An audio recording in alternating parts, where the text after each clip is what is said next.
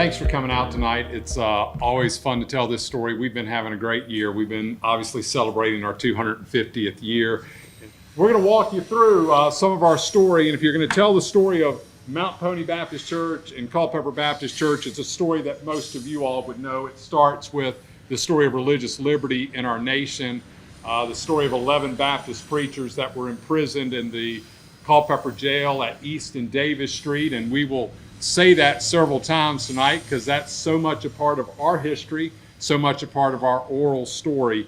And so the display that we have down there, and we're grateful that the museum let us put that down there this year, kind of will tell you that story too. But it starts with a bunch of Bible preaching Baptist and some Anglican church people who didn't like that and who put us in jail right there at the Davis and East Street Church. Okay, before I get started, I'd just like to say that part of our 250 organization changes is we revamped our Heritage Room to better tell our story. So any of you that have not been in the church and visited the Heritage Room, I would like to offer an invitation for you guys to come by and visit and take a look at it sometime. This is just the arrest warrant for Saunders and McClanahan for preaching contrary to the law of the Kingdom of Great Britain. Jailed in Culpeper for preaching the gospel, James Ireland, Elijah Craig, Nathaniel Saunders, William McClanahan, John Pickett, Anderson Moffett, John Corbley, Thomas Maxwell, John Delaney, Adam Banks, and Thomas Ammon. And just to give you a precursor of what's coming, on November 12th, Andrew Katowski and I are going to talk about Elijah Craig here in this room, and we're going to have bourbon in the room. So if tonight is not anything you want, I get better when you have bourbon in you. So I promise you. So come back November 12th. Okay, this is a map drawn by Eugene Shield. It just shows the location of the Mount Pony Baptist Church. Just to give you an idea where the church was located at that time. One of the fun things we did this year for Easter on the recommendation and work of Phil Sturm is we had an artist say, hey, draw us what it might have looked like for the first Easter at Mount Pony Baptist Church in 1774. And we gave these out on Easter Sunday, and it was just such a treasure to give to our folks. And after we did all that, we actually found a picture of the meeting house from our beginning. So Roger's going to tell you a little bit about that. When the church moved into town in 1833, they sold the old church to William Extra Billy Smith, who moved the building to 144 North Main Street in 1833. He added a kitchen and a fireplace in the back. The structure was 30 feet long and 20 feet wide, with two doors, as was customary in small churches at the time. And we found this in the Works Progress Administration of Virginia Historical Inventory. When Roger told me about Extra Billy's, I grew up in Richmond, and there's a bar in Richmond, Extra Billy's, that my brothers played on the softball team. My brothers are not Baptist ministers, let me just say that. And it's the same Extra Billy's. It's that connection. And so that was fun to have. Yeah, he had a contract with the government to have a stagecoach line going into Washington. And for every extra connection that he made, the government would pay him money. So he made so many connections that he got the nickname Extra Billy. You all know that John Leland was the second pastor of Mount Pony Baptist Church. He pastored for almost 2 years, and the church fired him. So I tell my kids, if this church ever fires me, the second line of my obituary, I want it to say, was fired by the same church that fired John Leland. John Leland was instrumental in the establishment of religious freedom for our nation. You all know of the great meeting he had with Madison that said the Baptists of Virginia will not support the Constitution unless it guarantees religious freedom. So that is such a deep part of our church's story. And so anytime we're going to tell our church's story, we're going to talk about John Leland. Reverend Cumberland George, 1847 to 1863, As early as 1836, he shared the pulpit with Elder Gordon, preaching on the fourth Saturday and Sunday. When Mr. Gordon died in 1847, the church called George to be their pastor. He was then 50 years old. He continued to serve Jefferson's church, Mount Pony Church, until his death. During his pastorate, his field included the Mount Salem Church in Rappahannock County until 1860. He organized the Allen Spring Church in 1856 and was a pastor for a few years. He served the African Church from the time it was constituted in 1859 for at least 2 years. And on a personal note, Cumberland George married my third great-grandparents. So Cumberland George was one of the key pivot folks at our Davis and East Street location. So just you understand that the first 100 years or almost 100 years of our church, the majority of our church would have been slaves. They would have far outnumbered the white people of the church. As we get to the Civil War, the African church is being formed off of our church prior to the Civil War, but they could not meet unless, and that's Cumberland George's cemetery plot. Sorry, let me tell you that. Tell them where that is. Yeah, Cumberland George is buried in the Bell Cemetery. And the monument in the background there has inscribed on it, laid waste by the Federal Army in 1864, 1/4 of an acre reserved in deed of sale, 1840. It's located in the Bell Park subdivision behind the water tower. The cemetery sits on the hill overlooking Bell's Ford on Mountain Run. This would have been the north entrance to town during the Civil War.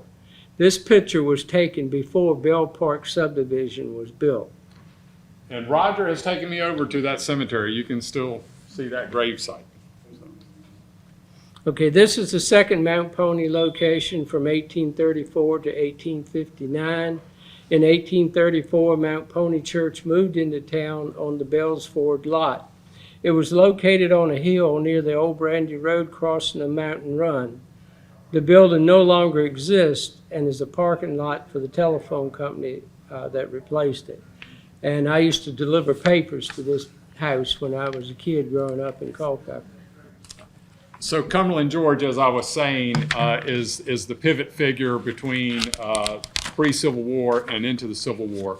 So as the African church is being formed, they cannot meet unless Cumberland George is with them, pre-Civil War. So that is the formation of the African church. And then in February 12th, 1859, the church, Mount Pony Culpeper Baptist Church, moves that the African church can now meet on their own under our supervision. So that happens February 12th, 1859.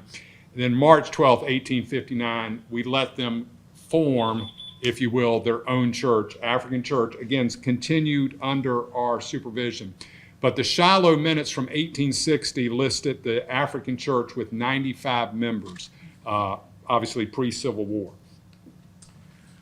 All right, this is our third location at the Davis and East Street, and this is the site of the place that they jailed our Baptist preachers in the colonial times. So it's a wonderful story that we love to tell, that is told often in our oral history and in our minutes, that we built a church on the site where they imprisoned our Baptist preachers. During the Civil War, we were approached to use the church as barracks for the Army. We told them if they couldn't find anywhere else to come back to us, and we would let them do that. As you know, the Civil War was devastating. The church almost went away, and I think I was with a group last week. It's so important to talk about what happens during the crisis times of any organization or a church. There's a lot of reasons this church shouldn't exist today. It shouldn't be 250 years old. But they had reduced themselves. There were 4, am I right, Roger, 4 male members at the end of the Civil War coming back to life after the Civil War. And so they got back together. Cumberland George is ill. He's going to die in this process. They get Barrett Grimsley begins to preach. The Union Army takes over the town on, I should have really had my glasses here so I can actually see these dates. Union Army comes in September 13th, 1863, and they're using it as a hospital for them until October 11th, 1863. Then the Confederates take it for a short time, and then the Union Army's back in on November 9th. So no public services were held from that point till May 4th of 1864. So after that, we clean out the building, repair it enough that we can start back in the basement of the building until we're able to get back into a regular time of worship. Okay, go one more. All right. Okay, this is an old Civil War map. It shows the occupation of Grant's Army of the Potomac in the winter of 1863. It's also the map that's located out in the lobby here. But this is a blow-up of Davis Street, and it shows the church on the right and the courthouse on the left. The courthouse and the church were on the same block at that time. And it also shows a prison located beside the church. Now, this prison, they have a historic resources map on the thing, and it says that the prison was built in 1850. So that is not the prison that James Ireland was in, but it was one that was there during the Civil War. During the war, 2 Baptist ministers well known in Culpeper were imprisoned. William F. Brodus of Fredericksburg was carried off to Washington as a hostage, and Richard N. Herndon of Luray was imprisoned in the Culpeper jail by federal authorities. Okay. Now this picture here is also shown over there under September 1863. It's just a picture of the depot during the Civil War. Next one. And this shows the Union encampment of the depot. It's also over there under looking ahead to winter. The Mount Pony Church steeple is in the background where the yellow arrow is pointing to. The church and jail were located within a block of the depot, making it strategically important as a hospital. The wounded were treated at the hospital and transferred to homes in the country for recovery. We like this picture because our steeple looks taller than St. Stephen's in this picture. We think that's important. Okay. This picture was taken during the Civil War. It shows the A.P. Hill Boyhood Home and the courthouse in the foreground. The Mount Pony Church steeple is in the background. The church was used as a hospital for both sides during the Civil War. The courthouse and church were located on the same block, and we have the Hill Family Bible in our heritage room. This is a Civil War painting called Before the Ball. The Mount Pony Church steeple is in the background. Stewart said that he saw so many pretty women in town that he decided to hold a ball.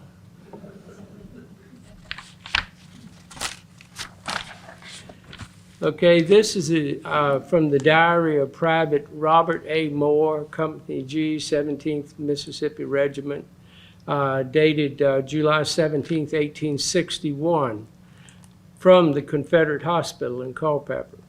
Am now staying in town at our little hospital. Nearly all the boys are in the country. I am afraid they will not get well. They are treated so well. James Alexander was in town today with a very pretty young lady. The 11th North Carolina Regiment passed here this evening going to Winchester. They reported about 15,000 troops at Richmond. Mr. Vaughn, a sutler, passed here this morning for Holly Springs. He's going to raise recruits for the 17th Regiment. Ashley brings us a pitcher of buttermilk every day. She is one of the finest ladies in town. And a sutler, by the way, is just a a civilian merchant that would follow the army around and sell them supplies at a elevated price. So James B. Taylor is our pastor coming out of the Civil War. He preached during the Civil War at the church. He comes to a church that's almost wiped away. He preaches every Sabbath. So our note on the Shiloh Association, when we sent a letter to the Shiloh Association, our pastor, Brother Taylor, preaches for us every Sabbath morning and evening. Our prayer meetings on Wednesday evening are attended by large and attentive congregations. The young men of the church hold their prayer meetings on Sunday afternoon, which are well attended and prove refreshing, and we trust profitable to them. Our Sabbath school is large and in a flourishing condition, the average attendance being 153. We think too much importance cannot be attached to the institution of the church. So the Civil War almost wipes us out, but there's a pretty quick rebound for the church there at Davis and East Street after the Civil War. This, of course, is the lock and key that we talk about almost every time we go somewhere. And it's important. J.L.M. Curry talks at the 50th meeting of the Baptist General Association in Richmond on May 28, 1873. And he says a number of things, but he says, such has been the righteous retribution that Culpeper Church stands on the very site of the old jail and has 208 members. Its honored pastor, Reverend Taylor, sits by my side. So there's always been a little bit of a conversation, was the jail where we built the church? And unmistakably, everything in our minutes says we built that church on the jail. And so the most valuable artifact that Virginia Baptists own is that lock and key from the Culpeper jail. And we had it at our church earlier this year. At the 100th anniversary of the Baptist Church on November 21st, 1874, Reverend J.B. Taylor Jr. delivered a short history of the church. In that history is one comment of interest. The present church edifice, being the third one built by this body, stands in the town of Culpeper on the spot where stood the old jail in which Reverend James Ireland was imprisoned and otherwise badly persecuted. Reverend Alonzo Church Barron, 1876 to 1882, when he came, the church was in the midst of preparations to host the annual meeting of the Virginia Baptist General Association, convening on Sunday, May 30th, 1876. During this convention, the organization of the Virginia Baptist Historical Society was completed. So one of the things we did this year was host the annual meeting of the Virginia Baptist Historical Society back in the spring, and John Regasta was the keynote speaker, and that was just a great evening for us and for our community. And just to tell you, if you've never been to the Virginia Baptist Historical Society on the campus of the University of Richmond, you should go and take a tour. It'll tell you some of the story of Culpeper and the Baptist in Culpeper. So this is C.F. James. He comes to the church November 1st, 1882 as the pastor.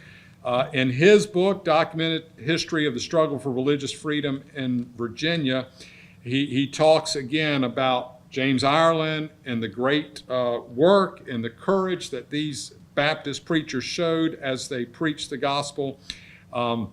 He quotes, at one time preaching being over, he quotes Ireland, at one time preaching being over, and while concluding with prayer, I heard a rustling noise in the woods, and before I opened my eyes to see what it was, I was seized by the collar by two men. They told me that I must give security not to teach, preach, or exhort for 12 months and a day, or go to jail, and I chose to go to jail.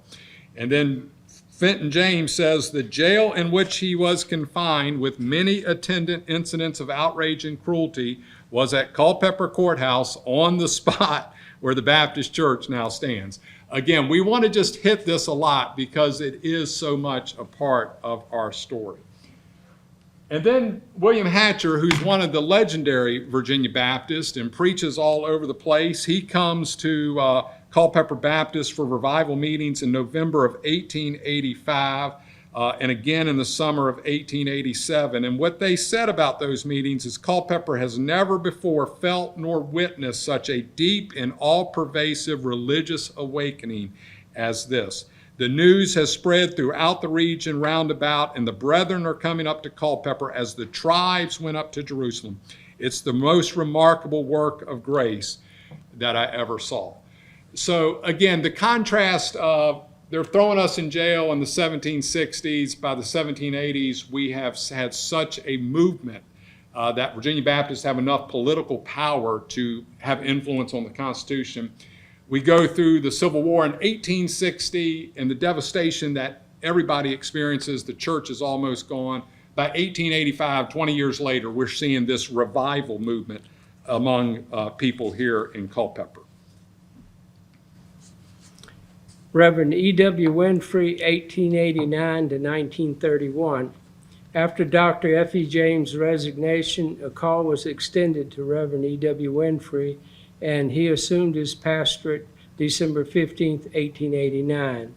He stayed with the church for 42 years until his death in 1931.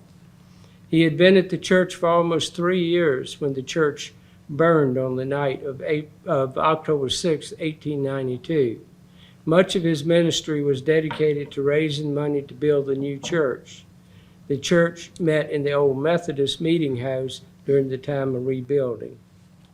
So Reverend Winfrey is the longest serving pastor at our church. He preaches on a Sunday morning, he walks off the stage, and he dies in his office. That's not what I'm planning to do. He was a remarkable Virginia Baptist. He was used to travel around the state to help raise money for University of Richmond, which was a Baptist school at that point. So he was well respected across the state. So Roger talked about the fire that we experienced in the early 1890s. We rebuilt this building, which is still there, minus the steeple that came off at another point. And the cornerstone was laid July 6, 1893. Don't ask us where it is. We can't find it in that building. But they had a celebration that night, and the first preaching service was held July 22nd, 1894, and the building was dedicated June 16th, 1895. Okay, we put this slide in there because some of the names are basically historic to Culpeper, but also the fact that they are actually making the carpet for the new church.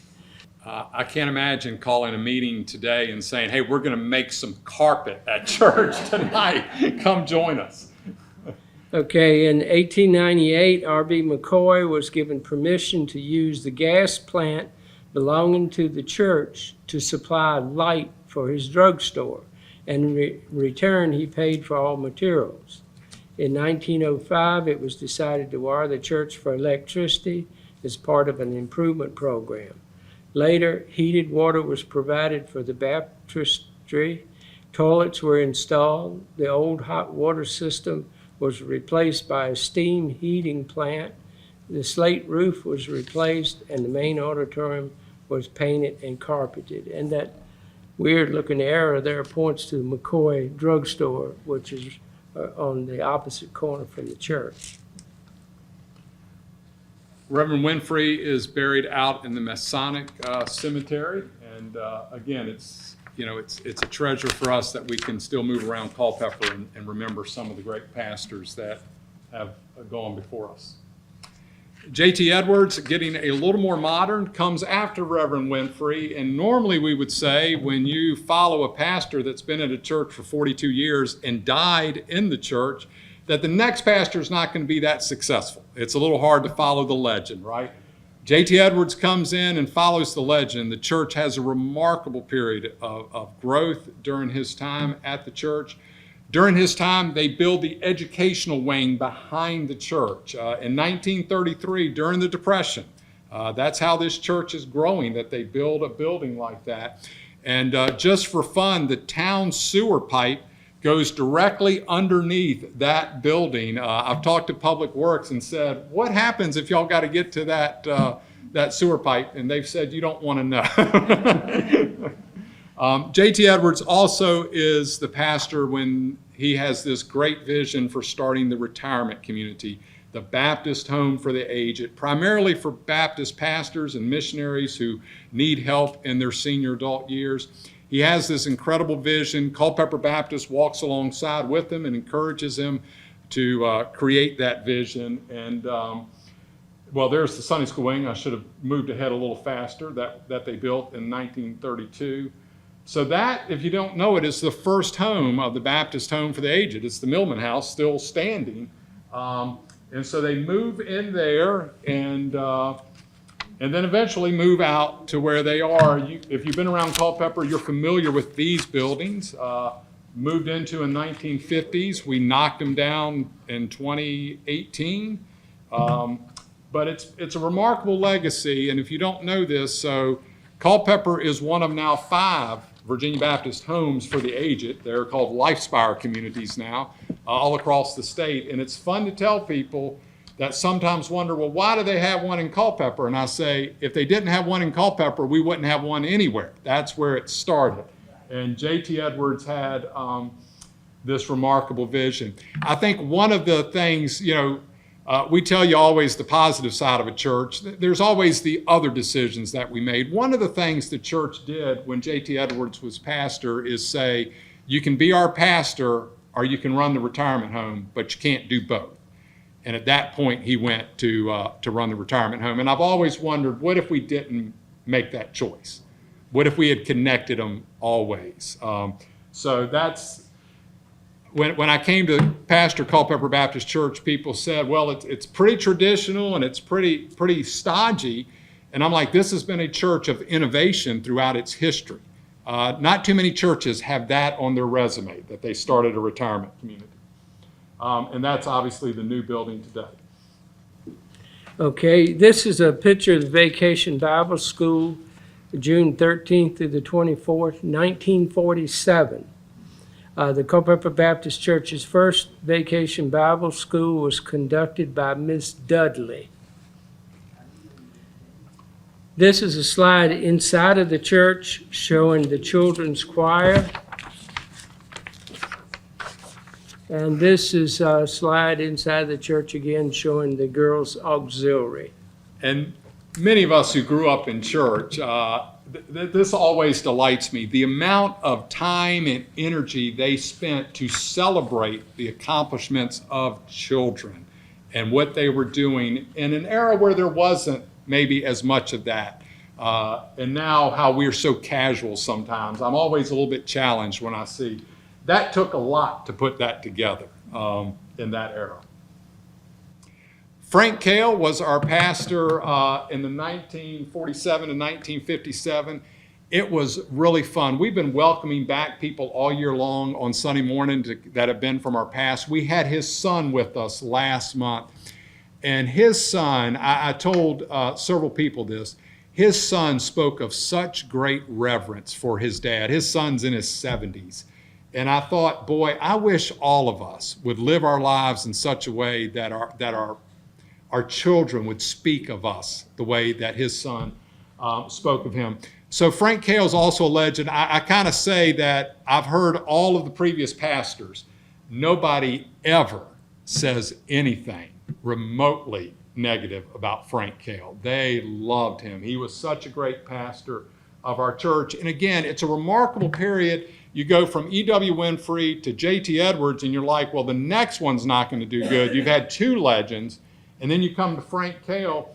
And Frank Cale is the pastor while we start the Child Development Center. So this is the 75th year of the Child Development Center that's over at our current location. But it started right here at Davis and East Street. And a lot of churches started daycares in the late 70s and the early 80s. We started one in 1949. Again, the innovation of this church through its years has been pretty remarkable. Okay, this is the minute book for the Mount Pony Church, 1822 to 1833. One of the reasons that I transcribed the the notes so that we could read them without touching these books anymore, is that they're very old and falling apart. Next slide. This is the first year that we have minutes for the Mount Pony Church. The monthly meetings were held during the winter months, were held at members' houses on a rotation basis. And again, just to talk about the work Roger's done, so there are books of this kind of handwriting, and he has transcribed them for us so we can actually see them and read them. All right, I'm going to do this in a backward slide. So we're building a building, and we're trying to raise money for a building. So they said we'll sell pews, and that's from our minutes. And you can rent a pew, you can buy pews, so we can raise the money for the church. And it says, after a lengthy discussion, that's a really polite way to say that we Baptists love to argue, and they argued a lot.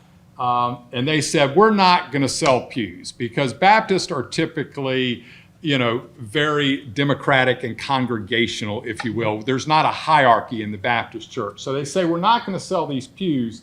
We're just going to, all of us are going to raise the money. And then you go back one to this bulletin thing, and just note here at the bottom, seats are free, all are invited. And I just want to let you know that's still the policy of Culpeper Baptist Church. We don't charge for the seats on Sunday morning. But it just gives you an idea that everything that happens in the business meeting doesn't necessarily stay in the church. Right. Because they felt the need to make that bold. So evidently the community thought there was maybe something else happening. All right.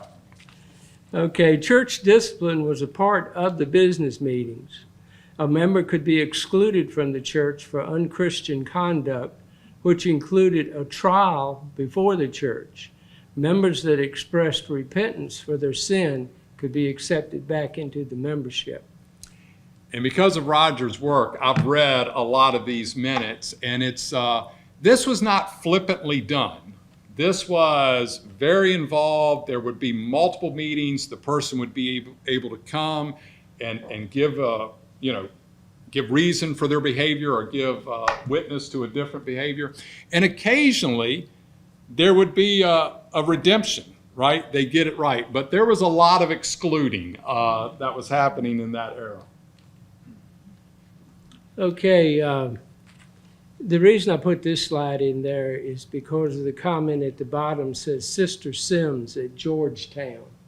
Georgetown was a little community just east of Culpeper on the Fredericksburg Road, just where the 4-lane is at now, that was totally wiped out during the Civil War. I mean, there was nothing left there anymore. And this is one of the few places that we find that name mentioned in the history. All right, and here we were purchasing spitums for the church. We don't have those anymore. So you will need to bring your own if you're coming to church, and you need to make use of that. But again, it just kind of shows the development of the congregation over the years and how we were very much a product of our time in the times we were in. Evidently, James B. Taylor thought that was a battle he didn't want to fight.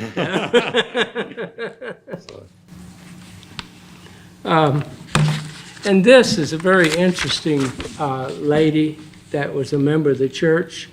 Died August 18th, 1874 at her residence in Culpeper, Virginia, Mrs. Elizabeth Asher, aged about 104 years. Sister Asher loved to review God's providential dealings with her and to talk of olden time. She remembered John Leland, Father Mason, Father Connor, Luther Rice, Churchill Gordon, and other ministers of former days, and spoke of their texts and sermons and recalled many interesting incidents in connection with their labors. Another interesting person was her husband. Her husband, Waller Asher, and her were the only white Baptists living in town when the church first moved from Mount Pony. They lived on the opposite corner of East and Davis Street, where the Masonic Lodge is today. They sat in their front yard and watched the construction of the church. Walla Asher was known as the jailer, which I would assume that he worked for the jail at some point in time.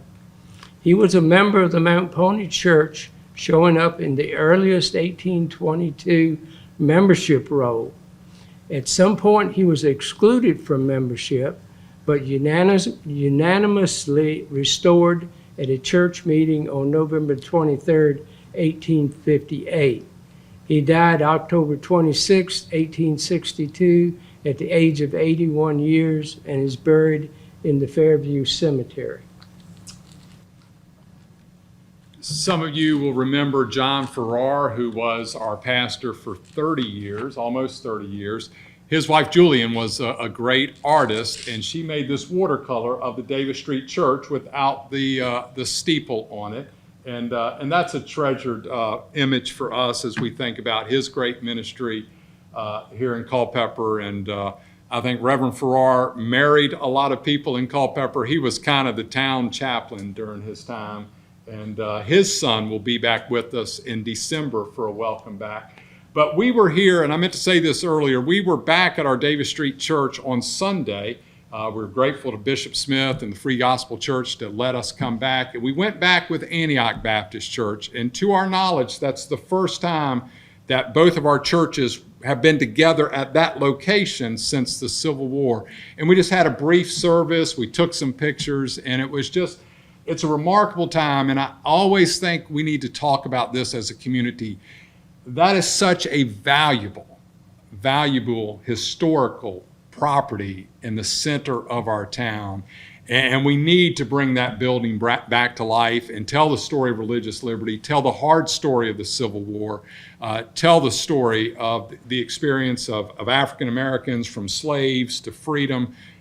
It's all happening on that block, and I hope we can all come together one day and figure out how to bring that church building back to life. And then this is a newspaper clipping of the steeple coming off after it's been damaged. And so, again, one of the things we'd love to see, the James Ireland Memorial Bell was in that steeple. That bell is now at our steeple on West Street. We'd love to bring it back to this steeple and replace that steeple with that bell. It's such an important part of our history here in Culpeper. The reason they removed that steeple, though, is there was a pigeon problem roosting in the steeple. And all over the sidewalk was a mess. You couldn't walk past the church without stepping in the pigeon mess. So when St. Stephen's owned the church, they removed the steeple. By the way, back in the 60s, the steeple was struck by lightning and damaged. So St. Stephen's, when they had it, they had a rec center in the church as well as some other nonprofits, and they had to clean it up, so they took the steeple off. So this location is where our church spent the most of its years in the 250. We were almost there 100 years. It's a location that can tell you a founding father story, a religious liberty story, a Civil War story, an innovation story about a retirement community, about a children's home. It was a remarkable time period in the life of our church. And then we moved in 1955 to our West Street location. And again, what I'm amazed by, a couple of things. We mentioned that Sunday school wing. They built that in 1933. So the people who paid for all of that, then just really a few years later, 15, 16 years later, are making plans to say, don't worry about that and all the money we put there. We're going to go to West Street. And we buy a lot from Winfrey, Reverend Winfrey's daughter was the lot we purchased. And we built the educational wing all the way over on the other side first. And I was reading something that Roger created for me today. The educational wing in 1955 cost over $200,000. That was a remarkable number to me that And so when we get to West Street, this church builds that educational wing and that sanctuary in an 8-year time period. And I tell people that the era from about 1930 to 1965 at Culpeper Baptist Church was just incredible in terms of growth and impact on our community. And then we've been having a little bit of debate. We're doing a historical montage in our lobby. And we had President-elect Clinton and Vice President-elect Gore visit our church in '93 on their way to their first inauguration. And so, like in this room, you can only pick so many pictures from the 250-year history. And we've been saying, I think that picture's got to go on the wall, right? I mean, you almost had a sitting president and vice president in our building. But they visited here in '93. How many of you were in Culpeper when they were here? How many of you had tickets into the church? All right. Does anybody have a better picture than that? We can't find a good picture. It was the era before cell phones. I have some pictures, but I don't think mine are as good as that. I have a cousin who received some pictures. All right. We had Bert Browning was the pastor then, and Bert was back in the spring, and as part of the Virginia Baptist Historical Society meeting, he talked about that visit, and I said, tell me how that even came together, Bert. And Bert said, I got a call from James Dunn, who then ran Baptist Joint Committee in D.C., and said they were looking for a church between Charlottesville and D.C., and they needed something on a 4-lane highway, which was 29, and he said, it looks like you're it. And so that's how they ended up at Culpeper Baptist Church. Thanks for being here tonight. Like I said, it's been a wonderful year for us to celebrate 250 years. Thank you for being here.